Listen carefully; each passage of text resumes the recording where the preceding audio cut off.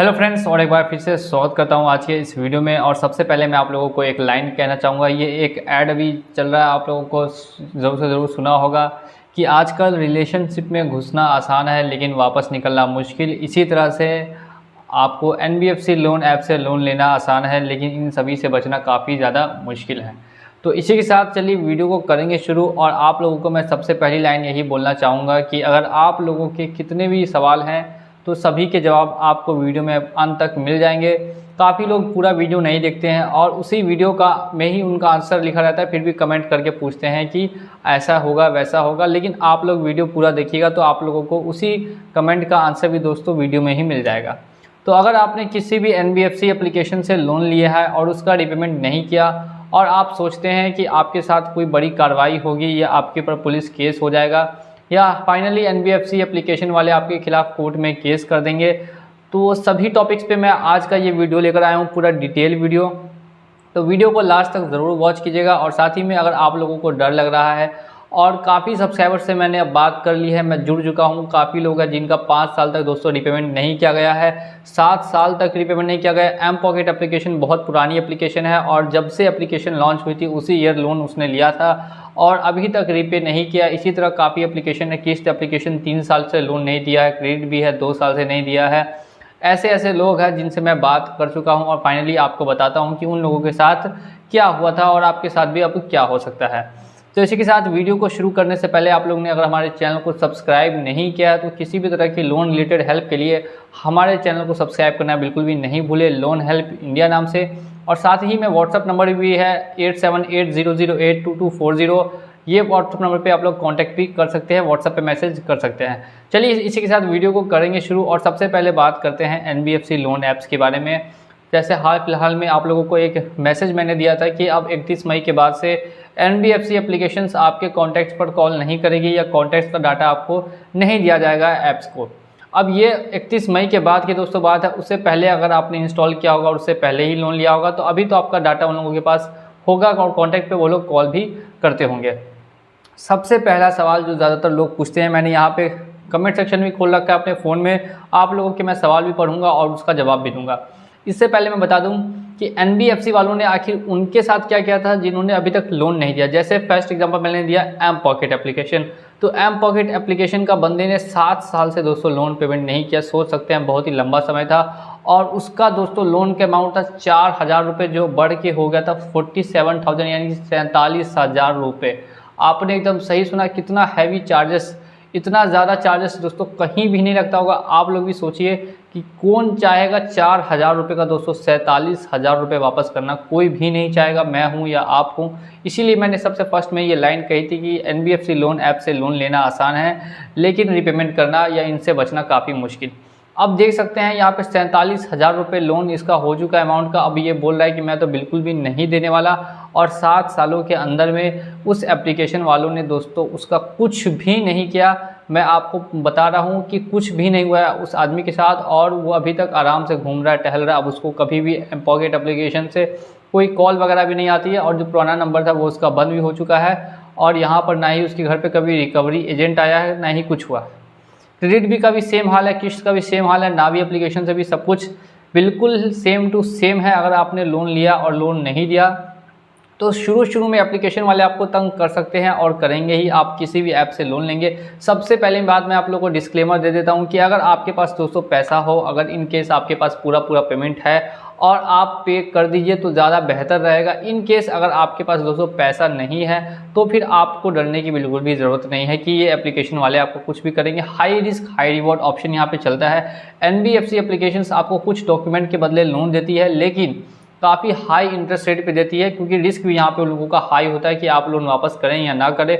Mortgage तो कुछ आपसे लिया नहीं है, तो सिर्फ और सिर्फ आपकी क्रेडिट हिस्ट्री पे आपको लोन दिया है। जैसे यहाँ पर एक भाईजान का मेरे क्वेश्चन है कि एम पॉकेट से उन्होंने 15,000 लोन लिया है, क्रेडिट बी से लिया 20,000, नावी से लिया 70,000, मनी व्यू से लिया है 10,500, पेटीएम पोस्ट पेड से लिया है 7,500 और इतना टोटल इसका लोन का अमाउंट दोस्तों लगभग 1.5 लाख रुपए के आसपास बन रहा है। और अब बोल रहा है कि इसने 3 महीने से पेमेंट नहीं किया है लेकिन आगे चल के ये हो सकता है कि इसका पेमेंट कर दे।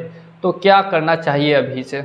अब अगर इसको आगे चल के इसका पेमेंट करना है तो फिलहाल के लिए तो इसको अपना जितना भी फ़ोन है जिससे भी इसने साइनअप किया है इन सभी एप्लीकेशंस पे, उस पर अननोन नंबर्स को ब्लॉक कर देना चाहिए कि अननोन नंबर्स का कॉल नहीं आए। नहीं तो अगर आप लोग इनका कॉल करेंगे रिसीव तो ये फिर दोबारा आपको कॉल करते जाएंगे और आपको परेशान करेंगे। लेकिन जब आपका कॉल इनसे कनेक्ट नहीं हो पाएगा तो फिर ये आपको कॉल करना बंद कर देंगे और 5 दिन बाद 10 दिन बाद आपको ये कभी भी 1 बार 2 बार कॉल करेंगे और वो भी कुछ समय बाद कॉल करना बंद कर देंगे। फिर आपको धीरे धीरे करके समझ में आएगा कि इन लोगों के द्वारा आपके घर पर और आपके मेल पर एक नोटिस सेंड किया गया है। नोटिस में लिखा होता है कि सेक्शन 25 सेक्शन 138 दोस्तों ये सब चेक बाउंस का केस है और साथ ही में ई-नैक मैंडेट अगर आपने ऑन किया होगा तो उसमें भी केस होता है। पेमेंट्स एंड सेटलमेंट एक्ट के तहत 2 साल की बेलेबल ऑफेंस है। लेकिन ऐसा दोस्तों कभी भी नहीं हो सकता कि आपने अगर अपना ई-नैक मैंडेट ऑन नहीं किया और साथ ही में आपने अपना चेक नहीं दिया और आपके ऊपर केस हो जाए, वो भी सेक्शन 138 या 25 के द्वारा। अब यहाँ पर अगर इन केस आपने अपना ई-नैक मैंडेट ऑन किया है और अब आप सोच रहे हैं कि क्या आपके ऊपर कंपनी केस करेगी या कर सकती है, तो मैं आपको यहाँ पे क्लियर कर देता हूँ कि अगर आपका दोस्तों अमाउंट कम है, जैसे आपका अमाउंट 20,000 है, 40,000 है, 50,000 है, तो इतना कम अमाउंट के लिए कभी भी कंपनी दोस्तों आपके ऊपर केस नहीं करेगी। और इन केस आपका अमाउंट 1 लाख है जिसमें से आपने 50,000 भर दिया तो रिमेनिंग बचा आपको 50,000, तो उसके लिए भी दोस्तों केस नहीं होगा। लेकिन आपने 1 लाख है तो 1 लाख का 1 लाख नहीं बढ़ा तो हो सकता है कि इन फ्यूचर में कंपनी आपके खिलाफ केस करना चाहे। लेकिन आज तक कभी ऐसा हुआ नहीं है कि किसी भी आदमी के खिलाफ कंपनी ने केस किया हो। आज तक ऐसा कुछ भी रिकॉर्ड नहीं किया गया है क्योंकि पर्सनल लोन है। कंपनी अच्छे से जानती है कि अगर केस कर देगी तो केस जीतने में उसको 30 साल तक का समय लग सकता है और अगर आपकी अभी एज 30 साल है तो 30 साल बाद आप टोटल 60 साल के हो जाएंगे और उस समय तक केस चलता रहेगा। कितना लंबा केस जाएगा, कितना पैसा खर्चा होगा, कितना टाइम वेस्ट होगा, और इतना कंपनी के पास बिल्कुल भी टाइम नहीं है। इसी वजह से यहाँ पर आपके ऊपर दोस्तों केस नहीं किया जाता है। नेक्स्ट और लास्ट बात, पहले कंपनी सब दोस्तों छोटी छोटी थी, जैसे किस्त की बात करें, क्रेडिट बी की बात करें, एम पॉकेट की, जब न्यू लॉन्च की थी तो इसके मुश्किल से 10,000, 20,000, 50,000 डाउनलोड्स थे।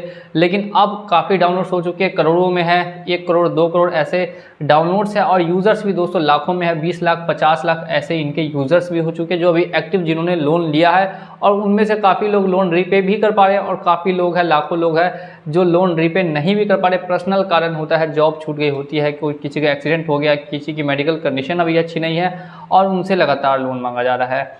तो ऐसी कंडीशन में ये अब क्या कर रहे हैं कि किसी थर्ड पार्टी आपको खोज रहे हैं और उसको आपके घर पे भेज रहे हैं। फॉर एग्जांपल, अगर मैंने दोस्तों लोन लिया और लोन नहीं दिया, अब वो कंपनी दोस्तों कहाँ है, तो कंपनी है दिल्ली में, मुंबई में, हेडक्वार्टर वहाँ पर मिलेंगे। कोई कंपनी का हेडक्वार्टर आपको आपके शहर में कम चांस है कि मिलेगा। अब वो कंपनी वहाँ से यहाँ तक आपका एजेंट नहीं भेज सकती, ना ही कोई आदमी वहाँ से चल कर आएगा आपके घर तक और आपसे पैसा रिकवरी करेगा। तो ये मेरे शहर में ध्यान दीजिएगा, जो मैंने एड्रेस दिया, तो मेरे शहर में पहले से कोई लोन रिकवरी की कंपनी होगी, उस कंपनी को मेरा डाटा वो कंपनी शेयर करेगी और कहेगी कि इससे लोन रिकवर करके लेके आओ। लेकिन पहले भी मैं बोल चुका हूँ कि लोन रिकवरी एजेंट दोस्तों फर्जी होते हैं और इनसे डरने की आपको बिल्कुल भी ज़रूरत नहीं है। अगर ये एजेंट आपके घर पर आते हैं तो आप इनकी रिकॉर्डिंग कर लीजिए और रिकॉर्डिंग करके अगर आपको तंग करते हैं तो आप इन्हीं के ऊपर केस कर दीजिए। आपको पूरा दोस्तों कंपेंसेशन भी दिया जाएगा और साथ में आपका लोन भी माफ़ किया जाएगा। काफ़ी मैंने केसेस ऐसे देखे, बजाज फाइनेंस के क्रेडिट बी के केस में, क्रेडिट बी के केस में उसको फाइन भी भरना पड़ा था 48 लाख रुपीज़ का, साथ ही साथ में 2 लाख रुपए का कंपनसेशन पे किया था क्योंकि रिकवरी एजेंट ने बदतमीजी की थी और साथ ही में गाली गलौज की थी अपने जो भी उनका कस्टमर था उनसे। सबसे पहले तो रिकवरी एजेंट का कहीं पर कोई रोल नहीं है, वो कहानी है लेंडर और बोरोवर के बीच में, जिसने लोन लिया और जिसने लोन नहीं दिया। तो लीगल अगर देखा जाए तो यही है कि रिकवरी एजेंट नहीं भेजना चाहिए घर पे। उनको करना क्या चाहिए कि आपके ऊपर केस कर देना चाहिए कोर्ट में कि आपने उनका पैसा पेमेंट नहीं किया, अगर आप लोग करते नहीं है तो। लेकिन कंपनी कभी भी ऐसा नहीं करती है क्योंकि जानती है कि अगर केस कर देगी तो केस जीतने में उनको 30 साल का समय लग जाएगा। अब ऐसी चिंदी एप्लीकेशंस को मैं क्या ही कहूँ, क्रेडिट बी से लेके, धनी से लेके और बाकी बहुत सारी एप्लीकेशंस है, मनी व्यू, नावी।